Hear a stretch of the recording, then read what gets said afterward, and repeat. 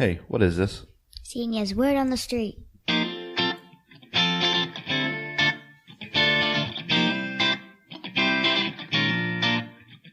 Welcome back to another episode of Xenia's Word on the Street podcast. I'm your host, Josh Long.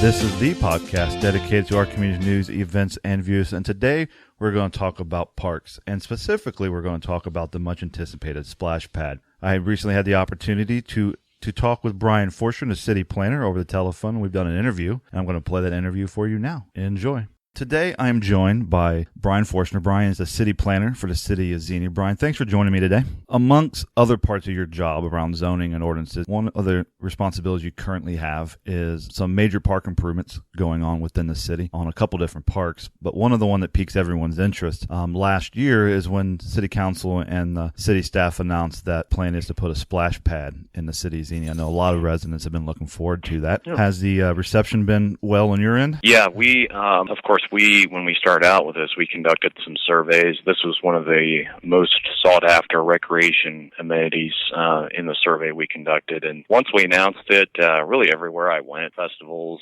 other just casual encounters with citizens, they expressed a lot of excitement with this. They were really looking forward to it, said this is something Xenia needs, and we've even gotten calls from people, even a daycare from outside of town, asking when this is going to be up so they can come use it. Awesome. Yeah, I took an informal poll on our site. Probably 88% of the residents were very positive about this coming, with the remainder there being kind of neutral. Well, thanks. Well, that's good to know. So just refresh us. What are the improvements coming to Xenia Station along with this splash pad? The work that we are doing is going to be concentrated at the east end of the Xenia Station site. That's over down near where the caboose is and the existing shelter, close to Detroit Street. There will be the splash pad like we discussed. That will be kind of up just behind where the shelter is.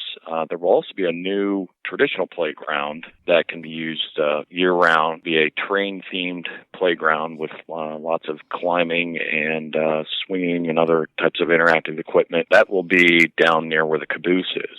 So, and then there will be a kind of a network of walkways and improved access to the caboose, which is used by the Historic Society, who provides, and the Railroad Committee that provides tours of that. Finally, there will also be a new connection to the Ohio to Erie bike path. A new bike path will be built from where that path currently intersects with Detroit Street. That's right at the Hill Street intersection. Their path will extend up the hill from there to the Little Miami Trail near the hub.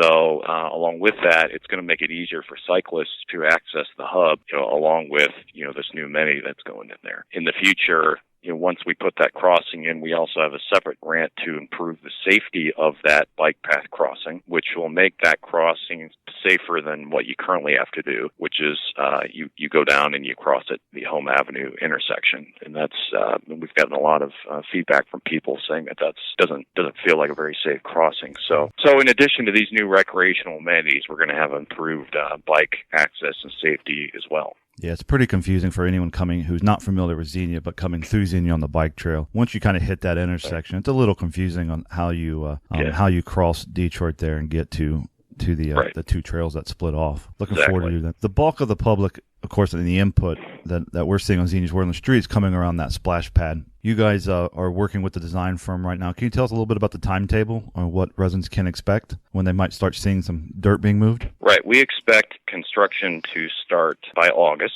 By then, the contractor will be available and we'll have all the equipment ready to go. Construction should last into the fall, and it should be completed sometime during the fall. I think you have some pictures and things on the city's website. Is that correct? Absolutely. ExploreXenia.com. And then go there and click on the park improvements and learn about not only the splash pad, but there's improvements coming to several area parks. Yeah, just go to that website and you'll see a menu that says Discover, and just go under that menu and click on Park Improvement Projects, and that's where you'll find them. By the time construction gets done, we're going to be out of the splash pad season probably. So this is something that kids are going to have to look forward to come next spring and summer. One thing I like about the splash pad design I'm looking at here on my monitor is that it does have that inviting feeling to invite kids in to play in it, but it's not over the top, elephants and umbrellas spraying water. So when you come into the city through this direction, I think it's going to be a welcome addition. That intersection has needed some help for a little while just to kind of spruce up. People don't realize it's a main gateway. A lot of traffic's coming in off of 68 there from 35 and from the Legacy Center, and then same thing off of 380. The Legacy Center has all their ballparks back there, so tens of thousands of people come to Legacy Center a year and go right through this intersection. Yeah, I agree, and I think that's part of the reason we wanted to place these features in that location, and we really wanted to, Xenia Station's already a beautiful site. You have some great amenities there, including that authentic restored caboose that we have. So we wanted to design this so that it doesn't compete with those things, but it complements it, just activates the area more than it is now. Yeah, I myself talked with the Train Society, part of the Historical Society, and they're welcoming additions and things to this park. They just want to make sure that we protect the historical theme of the railroad and the investment they have inside that caboose. That caboose sits proudly there on that hill. For those who can go online and see, the playground and things are on that side. So the water feature and any of all the wet conditions will be at the other end of that park over by the shelter and away from that caboose, helping to protect it. So I think it's a welcome compromise. Yeah, I agree, and I've worked with some of those folks, and I understand their goals, and I agree with their goals. I think that caboose is, and the way it's programmed, is a great asset for this community and for that park. Our goal is to just help strengthen that and bring more people to it, put more eyes on it.